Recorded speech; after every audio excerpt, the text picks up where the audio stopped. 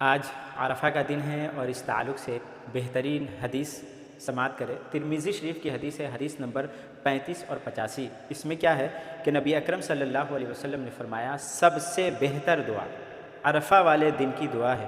اور حضور صلی اللہ علیہ وسلم آگے کہتے ہیں کہ میں نے اب تک جو کچھ کہا ہے اور مجھ سے پہلے جو دوسرے نبیوں نے کہا ہے ان میں سب سے بہتر دعا یہ ہے۔ کیا ہے؟ لا الہ الا اللہ وحدہ لا شریک لہ لہ الملک ولہ الحمد وہو علی کل شیء قدیر۔ اس کا مطلب ہے اللہ واحد کے سوا کوئی معبود برحق نہیں، اس کا کوئی شریک نہیں، اسی کے لیے ساری کائنات کی بادشاہت ہے، اسی کے لیے ساری تعریفیں ہیں اور وہ ہر چیز پر قادر ہے۔ اللہ ہر چیز پہ قادر ہے۔ تو اس میں دعا کیا آپ کو سمجھ میں آ رہا ہے؟ یہ اس میں دعا کیسے ہے؟